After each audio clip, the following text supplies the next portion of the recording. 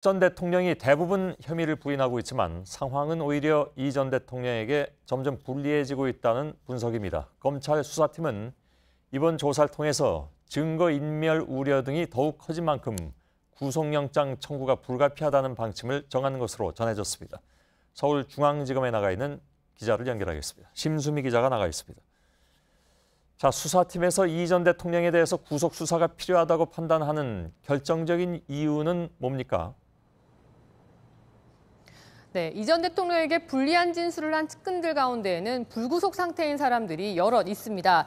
김희중 전 청와대 부속실장이나 김성우 전 다스 사장, 또 박재환 전 정무수석 등인데요. 이 전 대통령은 어제 조사에서 이들의 진술이 모두 거짓이라고 주장했습니다. 조사 과정에서 이 전 대통령이 측근들 진술 내용을 구체적으로 파악하게 된 만큼 이들을 상대로 회유에 나설 가능성이 있다고 검찰은 판단한 것으로 전해졌습니다. 예.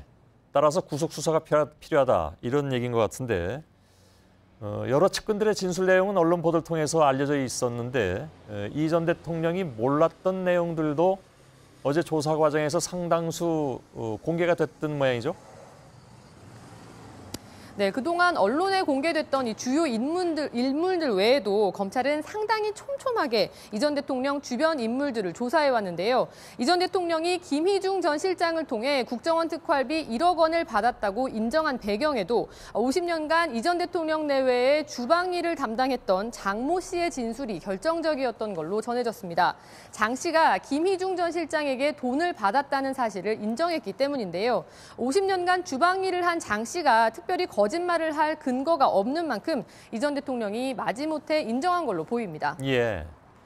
자, 수사팀의 방침이 그렇다면 사실상 문무일 검찰총장의 결정만 남은 상황인데 빠르면 이번 주 중에 영장을 청구할 것이라는 얘기도 나오던데 원래는 다음 주가 될 것이라는 얘기였잖아요. 앞당겨진 이유는 뭘까요?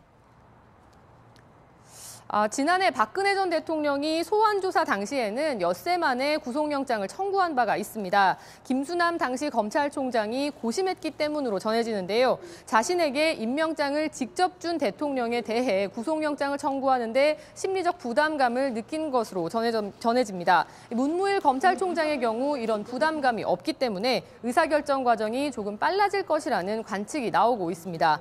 하지만 이 전 대통령의 혐의 자체가 워낙 방대한 만큼 주말 사이 수사팀 보고서를 검토한 뒤에 다음 주 초 영장 청구 여부를 최종 결정할 것이라는 관측도 나옵니다. 예. 자, 한 가지만 더 물어보죠. 이렇게 다 부정을 하면 누차 말씀드렸지만 구속영장 청구의 가능성이 높고 또한 발부의 가능성도 그만큼 높아지는데 이 전 대통령 자신이나 그 변호인단들이 이걸 모를 리는 없는데 도저히 여기서 한두 개라도 인정을 했다가는 전체 그림이 다 무너진다는 판단 때문일까요? 그냥 이렇게 기호지세처럼 가는 걸까요?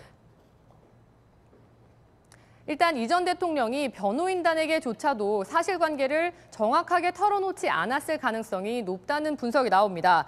어제 조사에서 검찰은 이 청와대 영포빌딩 압수수색을 통해 확보한 청와대 각종 문건을 내밀었는데 변호인단이 상당히 논란 기색을 감추지 못한 대목이 종종 있었던 것으로 전해집니다.